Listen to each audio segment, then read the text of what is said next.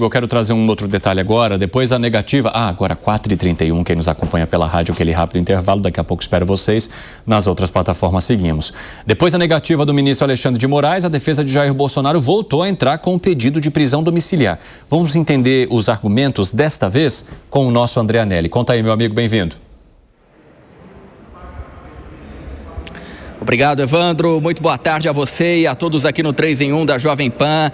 A defesa do ex-presidente Jair Bolsonaro agora apresentou esse novo pedido ao ministro Alexandre de Moraes de prisão domiciliar humanitária, com base principalmente naquela queda sofrida por Jair Bolsonaro na semana passada. Ele que estava na cama, caiu então da cama do quarto que vem ocupando na Superintendência da Polícia Federal do Distrito Federal e apresentou um leve traumatismo craniano, que de acordo com os médicos, esse traumatismo não teve nenhuma consequência grave. O ex-presidente Jair Bolsonaro não precisou ser hospitalizado por conta dessa queda. Só que mesmo assim, a defesa agora pede novamente uma prisão domiciliar humanitária, porque, nas palavras da defesa, não há nenhum tipo de adaptação que possa ser feito no quarto para que o ex-presidente Jair Bolsonaro consiga se sustentar, porque a defesa vem apresentando que o ex-presidente da República não consegue mais ficar em pé sozinho e que precisa de cuidados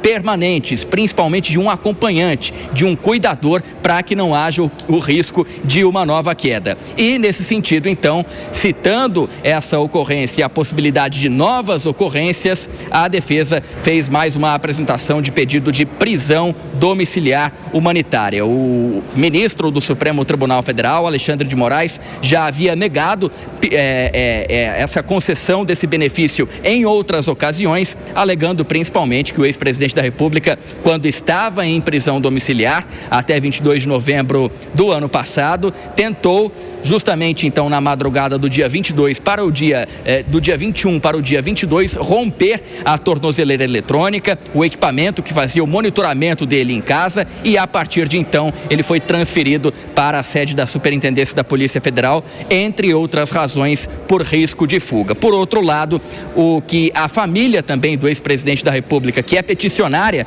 dessa representação no STF, diz é que nesse momento não se pode brincar com a sorte, porque o ex-presidente da República estaria correndo risco de vida caso ele tivesse uma queda ainda mais grave e houvesse então uma demora para socorrê-lo. Diante então de todas essas argumentações, o que a defesa faz agora é esse novo pedido ao ministro Alexandre de Moraes, e o ministro Alexandre de Moraes, por sua vez, diante do histórico dele, diante de vários pedidos semelhantes desse, acabou negando então a concessão desse benefício. Evandro. Carlos Bolsonaro também fez uma nova manifestação sobre a prisão de Bolsonaro, né?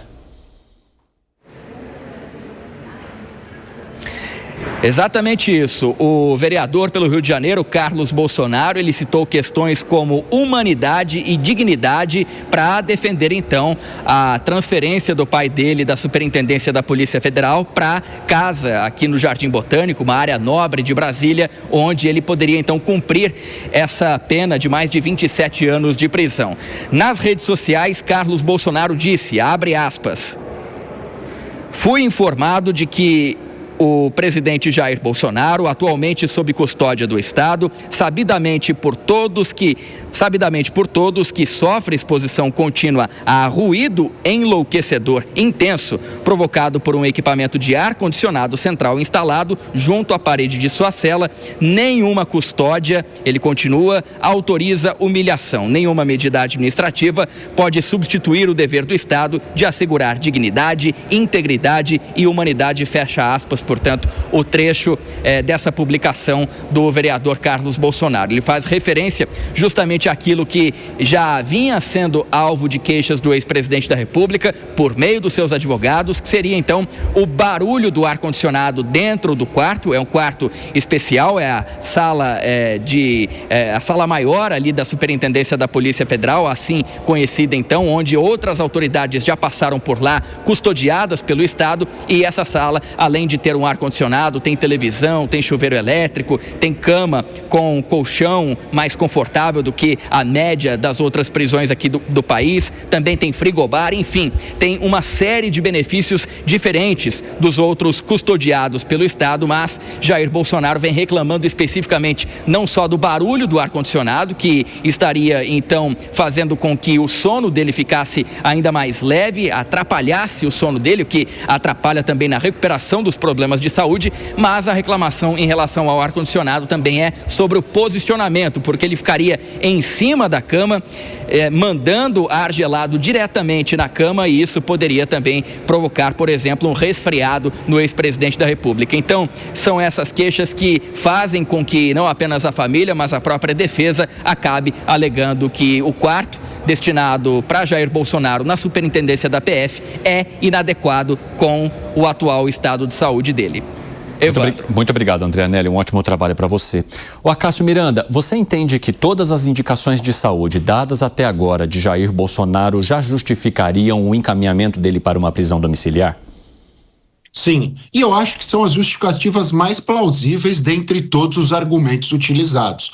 Quando eles falam da questão do ar-condicionado, do barulho, é pouco provável, diante da jurisprudência que nós temos e de todos os estabelecimentos prisionais espalhados Brasil afora, que esse tipo de argumento pare em pé. Mas a questão de saúde, que já é debilitada por conta de todos os problemas de saúde que ele teve até aqui, e a idade e o fato de ser um ex-presidente, somados esses três elementos, justificariam a prisão domiciliar.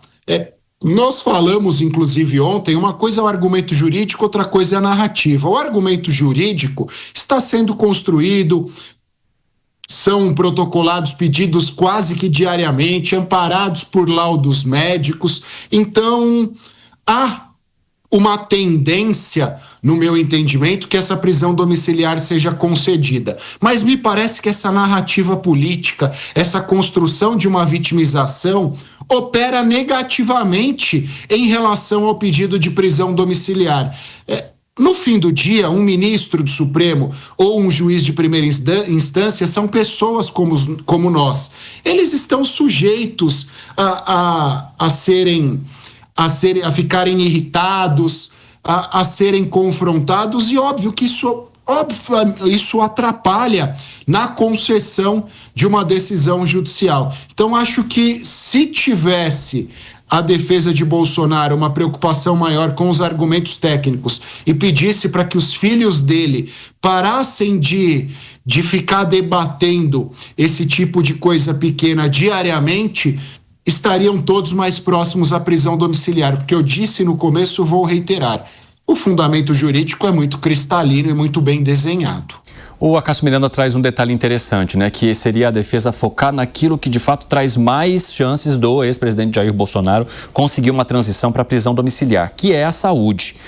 A estrutura da cela e tudo mais que está relacionado, como o Acácio diz, não representariam um problema grave que justificasse uma ida do presidente para uma outra estrutura, que seria a casa dele. Como é que você avalia a maneira como o caso dele está sendo analisado pelo Supremo Tribunal Federal em relação à saúde mesmo, Alangani? Olha só, Evandro, eu vejo que há um rigor muito grande por parte da Suprema Corte, porque é nítido que ele precisa de um home care, ele precisa quase que uma assistência 24 horas, alguém ali tomando conta da sua saúde, porque várias vezes ele já foi para o hospital e numa dessas, né, numa comorbidade, enfim, numa emergência, ele pode vir a óbito. Então ele precisa desse home care, e essa questão do ar-condicionado parece que é um luxo, mas não é não, ela é séria.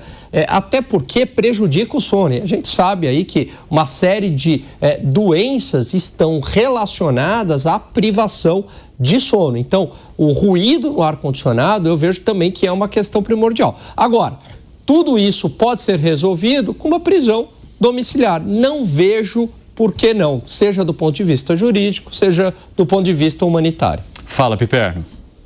Olha, então, quando eu vejo a família do presidente Bolsonaro e a defesa do presidente Bolsonaro insistindo em questões, em temas relacionados aos direitos humanos, eu tenho dito aqui praticamente todo dia que eu aplaudo o cuidado, a repentina atenção com a questão dos direitos humanos, porque isso foi um tema que jamais, em momento algum, recebeu qualquer tipo de atenção por parte desse grupo.